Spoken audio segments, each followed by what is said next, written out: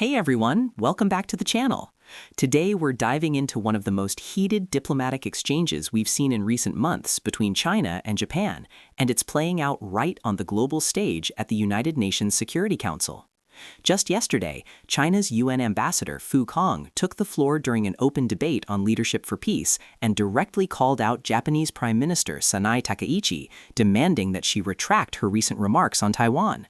He didn't hold back, describing her statements as outrageous and a serious risk to peace not just in Asia, but across the world. To understand why this is blowing up now, let's step back a bit. This all stems from comments Takaichi made last month in Japan's Diet, their parliament.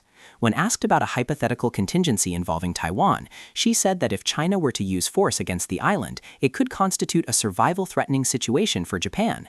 That phrase is loaded because under Japan's security laws, it opens the door for Tokyo to exercise collective self-defense, meaning Japan could potentially get involved militarily alongside allies like the United States, even if not directly attacked.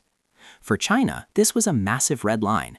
Beijing views Taiwan as an inalienable part of its territory, and any suggestion of foreign intervention, especially from Japan, is seen as direct interference in its internal affairs. Ambassador Fu highlighted that this year marks the 80th anniversary of the victory over Japanese aggression in World War II, a time when the international community is reflecting on history and committing to peace.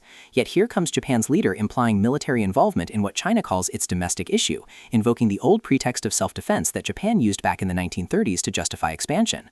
Fu went further, arguing that Takaichi's words challenge the post-war international order, violate the UN Charter's principles, and echo the militarism that brought devastation to Asia decades ago.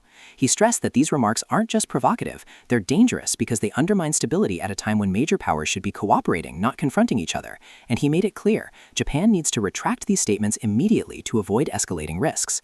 On the other side, Japan isn't backing down. Their diplomats have responded through letters to the UN Secretary General, calling China's accusations inconsistent with facts, unsubstantiated, and completely unacceptable. They've described the claims as baseless and regrettable, insisting that Takaichi's position aligns with Japan's long-standing security policies and doesn't represent any shift or threat. Tokyo points out that concerns about regional contingencies are legitimate given the geography. Taiwan is right off Japan's doorstep, and that strengthening deterrence is about preserving peace, not provoking conflict. This back and forth has been building for weeks, with multiple letters exchanged at the UN and sharp words in bilateral channels. It's not just rhetoric either. There have been economic ripples, like cancellations of cultural events and warnings affecting trade and tourism.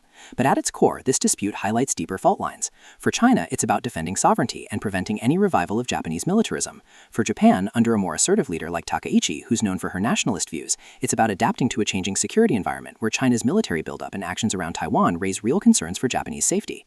Looking ahead, this could complicate efforts to stabilize relations between Asia's two biggest economies. Both sides have incentives to avoid outright confrontation, but with hardliners influencing policy and alliances like the US-Japan partnership strengthening, de-escalation won't be easy. The UN Security Council spotlights these tensions perfectly, reminding us how historical grievances mix with modern geopolitics to create flashpoints that could affect the whole region. What do you think? Is China overreacting to protect its core interests, or is Japan rightly preparing for potential threats? Drop your thoughts in the comments, like if you want more coverage on Asia-Pacific geopolitics, and subscribe for updates as this story develops. Thanks for watching. See you in the next one.